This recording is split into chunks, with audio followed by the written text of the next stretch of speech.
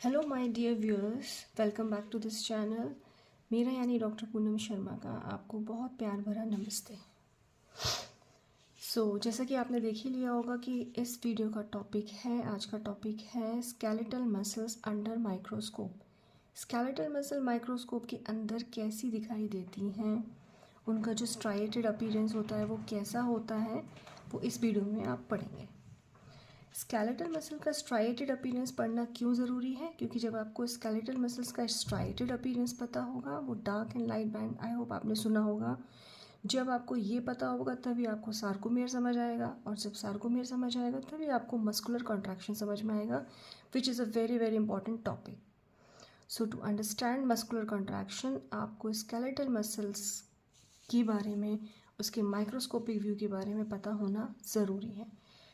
And इस video में मैं आपको स्केलेटल मसल के माइक्रोस्कोपिक व्यू में जो भी कंपोनेंट दिखाई देते हैं, उन कंपोनेंट्स को याद करने की ट्रिक्स क्या है वो at the end of video में बताने जा रही हूँ आपको। So please keep watching this video, don't skip the video. Okay, so let's start with the topic skeletal muscle under microscope. Skeletal muscle को जब हम क्रॉस सेक्शन उसका लेते हैं, स्लाइड बनाते हैं और माइक्रोस्कोप में देखते हैं, तो स्केलेटल मसल हमें एक धारीदार अपीयरेंस दिखाई देता है हमें।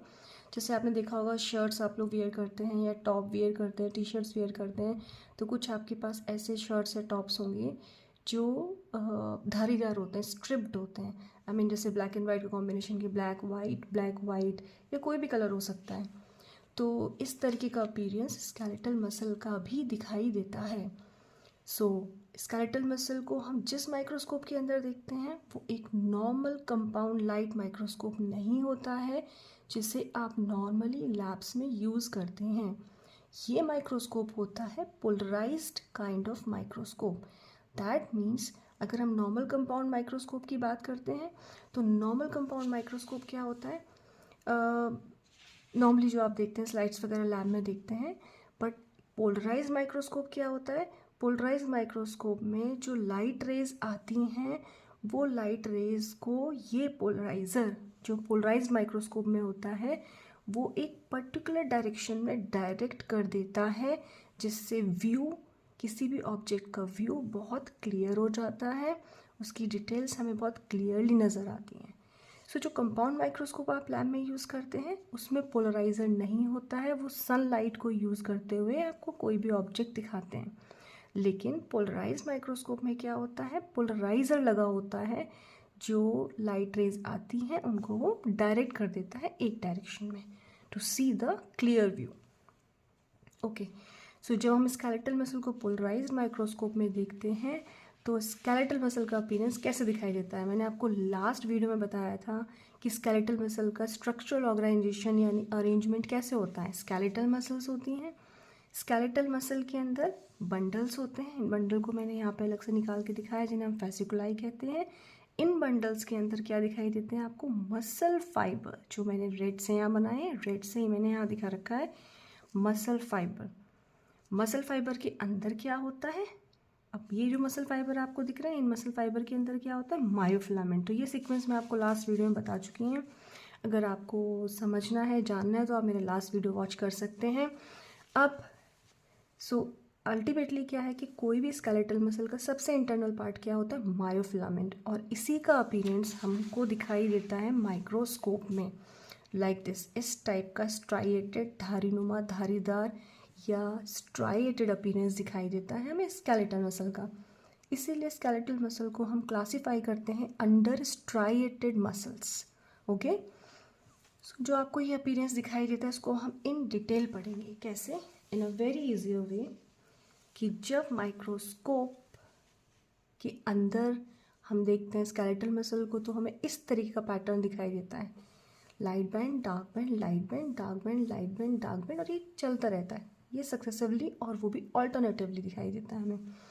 लाइट बैंड को हम बोलते हैं आई बैंड, और डार्क एरिया जो है डार्क बैंड है उसको हम बोलते हैं ए बैंड।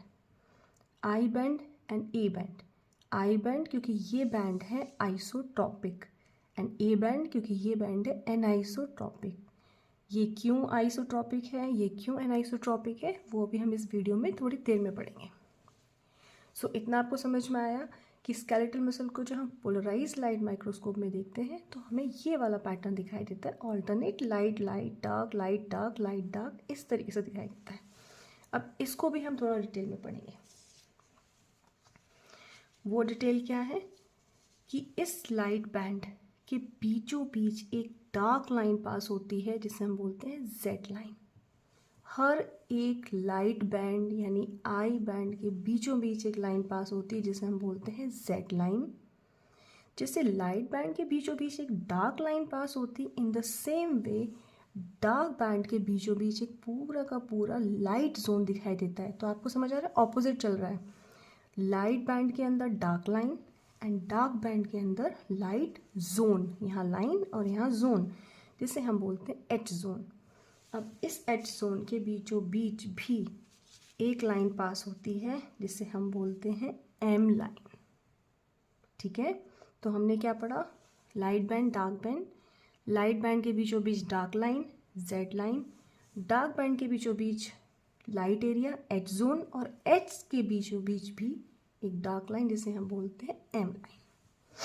ठीक है, इन्हें याद करने का तरीका हम इस तरीके से देख सकते हैं कि आई बैंड के बीचों बीच जेड लाइन होती है तो हम कह सकते हैं आई जेड इज होता है, बट थोड़ा सा हम डिफरेंट वे में प्रोनाउंसिएट कर सकते हैं तो ये बन जाएगा इज। तो हमें लर्न हो जाएगा कि आई बैंड में जेड लाइन होती है। इसी तरीके से ए बैंड में एच जोन होता है और एच जोन में भी एम लाइन होती है, यानी ए एच एंड एम। इसे हम कैसे लर्न कर सकते हैं, अहम, अहम, अहम मतलब मैं। ठीक है, ये अहम मतलब आप प्राउड भी बोल सकते हैं। सो प्राउड है, अहम है, अहम इज।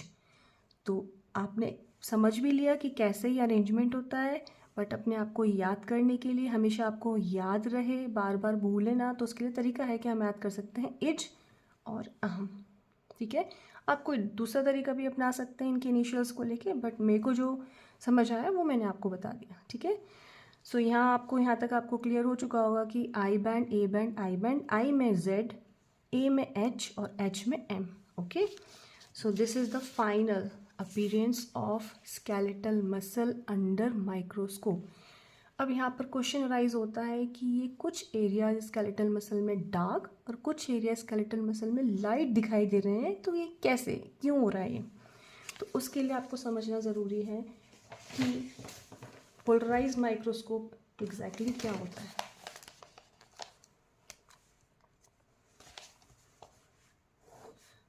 नॉर्मली आपने देखा होगा, कुछ रफ बना रही हूँ मैं इस डायग्राम को। माइक्रोस्कोप होता है और माइक्रोस्कोप में आपने 100% देखा होगा जब आपने माइक्रोस्कोप यूज़ किया होगा, कर भी रहे होंगे। तो इस माइक्रोस्कोप में आपको पता है यहाँ नीचे की तरफ क्या होता है, concavo plane mirror, concave and plane का कॉम्बिनेशन। तो ये नॉर्मल माइक्रोस्कोप क्या यूज़ करते हैं, sunlight, because this microscope is light microscope. तो जैसे सनलाइट मिरर पे फॉल होती है, ये मिरर लाइट को कहाँ तक पहुँचाता है, ऑब्जेक्ट तक, और इस वजह से ऑब्जेक्ट हमें आई पीस के थ्रू दिखाई देता है। यहाँ पर बीच में बहुत सारी चीज़ें होती हैं, बट हम उसके डिटेल में नहीं जाएंगे इस वीडियो में। एक रफली आपको मैं बता रही हूँ ताकि आप समझ पाएँ। ये तो हुआ नॉर्मल कंपाउंड माइक्रोस्कोप। अब पोलराइज माइक्रोस्कोप में स्केलेटल मसल को देखा जाता है to see the details very clearly. तो यहाँ पर क्या होता है, पोलराइजर लगा होता है। तो जैसे ही लाइट, अब मैं बात कर रही हूँ पोलराइज माइक्रोस्कोप की, जैसे ही सनलाइट मिरर पे फॉल होती है, पोलराइजर जो होता है वो उसको एक डायरेक्शन में क्या कर देता है, डायरेक्ट कर देता है। जैसे आपने देखा होगा लेज़र पॉइंटर की जो लाइट है वो पोलराइज्ड काइंड ऑफ लाइट है, और नॉर्मल टॉर्च की लाइट स्कैटर्ड लाइट होती है, नॉर्मल। ठीक है, सो यहाँ पर लाइट को एक डायरेक्शन मिल गया। तो जैसे यहाँ पर जो मसल हमने रखी है, स्लाइड बनाई है, तो उसमें हमें ये अपीयरेंस दिखाई देगा, लाइट डार्क लाइट बैंड। अब होता क्या है कि ये लाइट और डार्क क्यों दिखाई देते हैं, जैसे ही पोलराइज लाइट स्केलेटल मसल के लाइट एरिया से पास होती है, ये पोलराइज लाइट को ये light area of skeletal muscle क्या करता है कैसे रिफ्रैक्ट करता है? सेम एंगुलेशन पे। जितनी भी लाइट रेज यहाँ फॉल होंगी सब सेम एंगुलेशन पे जाएंगी। तो पोलराइज लाइट को स्केलेटल मसल के लाइट एरिया ने सेम एंगुलेशन पे रिफ्रैक्ट कर दिया। सेम एंगुलेशन पे रिफ्रैक्ट होने की मतलब क्या हुआ? आइसोट्रॉपिकली। आइसो का मतलब हमेशा होता है सेम, एंड ट्रॉपिक का मतलब है यहाँ टर्निंग। यानी स्केलेटल मसल का जो लाइट एरिया है वो पोलराइज लाइट को सेम डायरेक्शन में रिफ्रैक्ट कर रहा है, सभी लाइट रेज को, इसीलिए हमें अपीयर हो रहा है light. On contrary to this, light rays को, पोलराइज लाइट को स्केलेटल मसल का जो डार्क एरिया है वो अलग अलग डायरेक्शन में रिफ्रैक्ट करेगा, अलग अलग एंगुलेशन पे। समझ रहे हैं आप? यहाँ पर डार्क एरिया में लाइट अलग अलग एंगुलेशन पर रिफ्रैक्ट हो रही है, इसलिए ये हमें डार्क दिखाई दे रहा है। कुछ लाइट रेज यहाँ एब्जॉर्ब भी हो जाएंगी, इसलिए हमें ये डार्क दिख रहा है। और स्केलेटल मसल का लाइट एरिया हमें लाइट क्यों दिख रहा है? क्योंकि यहाँ पर जो लाइट रेज फॉल हो रही हैं वो लाइट रेज एक ही एंगुलेशन पर रिफ्रैक्ट हो रही हैं। ठीक है, तो जितने भी एरिया हमें स्केलेटल मसल में लाइट और डार्क दिखाई दे रहे हैं उनका रीज़न यही है। अब इसके पीछे भी एक रीज़न है कि क्यों लाइट एरिया सेम एंगुलेशन पर लाइट को रिफ्रैक्ट कर रहा है और क्यों डार्क एरिया अलग अलग एंगुलेशन पर लाइट को रिफ्रैक्ट कर रहा है। यानी जितनी भी लाइट रेज फॉल हो रही हैं वो अलग अलग डायरेक्शन में अलग अलग एंगुलेशन पर रिफ्रैक्ट हो रही हैं। इसके पीछे भी रीज़न क्या है कि आई बैंड जो होता है वो बना होता है बहुत पतले filament, protein is the main reason. I band और ए बैंड दोनों डिफरेंट काइंड ऑफ प्रोटीन्स के बने हुए होते हैं। आई जो बना होता है वो बना होता है एक्टिन प्रोटीन से, और जो ए बैंड बना होता है वो बना होता है मायोसिन प्रोटीन से।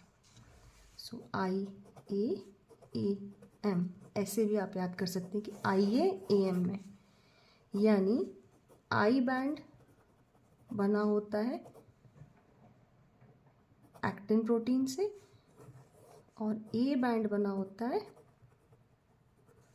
मायोसिन से। इसको ऐसे भी याद रख सकते हैं आप, IAAM, ये तरीका है। ठीक है, ओके। सो एक्चुअली जो आई बैंड बहुत पतले फिलामेंट से बना हुआ होता है, लाइटर फिलामेंट होते हैं। तो आपको पता ही है कि जो लाइट चीज़ें होती हैं जो कम डेंस होती हैं उनसे लाइट आसानी से रिफ्रैक्ट होती है और सेम एंगुलेशन पर रिफ्रैक्ट होती है। और वहीं पर ए बैंड मायोसिन मोटी प्रोटीन से बना होता है, और ये प्रोटीन बहुत कंडेंस्ड होती हैं, बहुत कॉम्पैक्टली अरेंज्ड होती हैं। तो लाइट रेज जैसे ही इस पर फॉल होती हैं ये उसे अलग अलग डायरेक्शन में भेज देती हैं। सो बिकॉज ऑफ प्रोटीन, ठीक है, ये हमें लाइट दिख रहा है और ये डार्क दिख रहा है। ठीक है, so this is the reason. अब हम इस चीज़ को हम इतना क्यों पढ़ रहे हैं? क्योंकि बेसिकली हमें समझना है सार्कोमियर। अब सार्कोमियर क्या है? जो आपने देखा फाइनल मैंने आपको अपीयरेंस दिखाया था, ये पूरा आई बैंड है, ये पूरा आई बैंड है, बीचों बीच क्या जा रही है? Z line. आपने यहाँ पर भी देखा था। ठीक है, अगर पूरे आई, ये जेड लाइन है, ये जेड लाइन है, एक जेड लाइन से लेके दूसरी जेड लाइन तक का जो डिस्टेंस है उसे हम बोलते हैं सार्कोमियर। मैंने आपको लास्ट वीडियो में भी बताया था कि सार्को वर्ड आता है मसल्स के लिए, मियर मतलब समथिंग लाइक मीटर, यानी कहीं किसी लेंथ की बात हो रही है, मसल के अंदर किसी लेंथ की बात हो रही है। So one Z line to next Z line the distance is sarcomere. So एक सार्कोमियर में क्या आ रहा है? क्योंकि ये जो जेड लाइन है वो आई बैंड को बीचों बीच डिवाइड कर रही है, यानी आधा यहाँ आधा यहाँ। सो आधा आई बैंड, पूरा ए बैंड, और अगेन आधा I band, this is called sarcomere. Okay, this is the composition of sarcomere. Composition of sarcomere: half I band,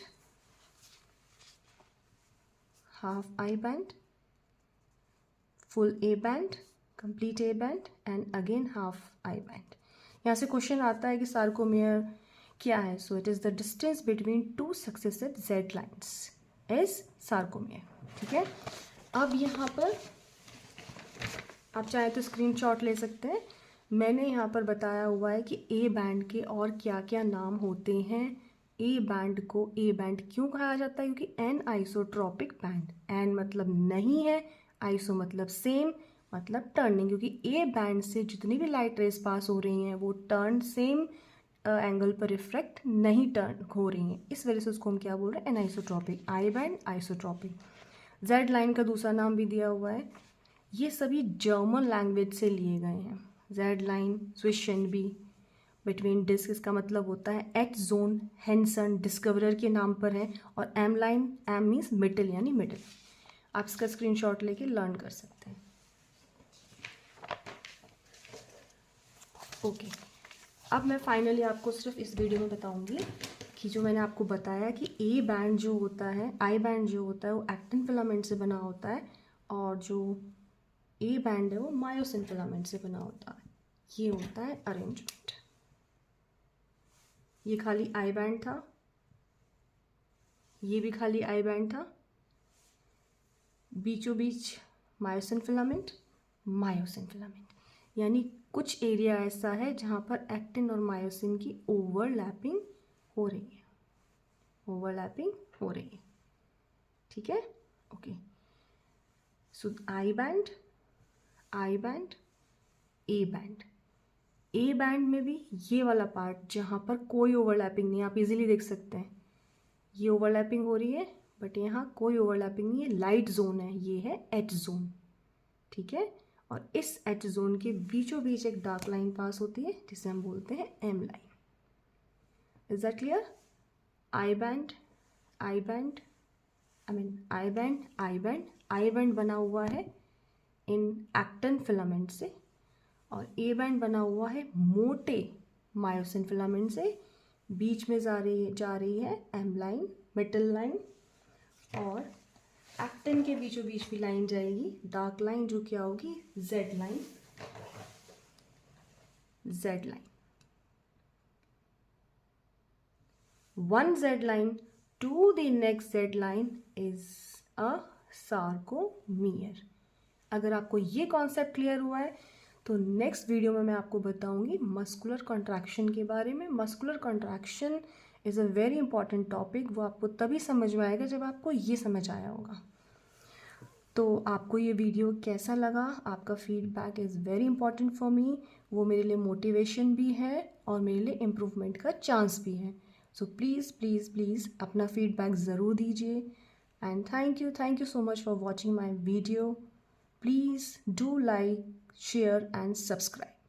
Thank you so much. Bye bye.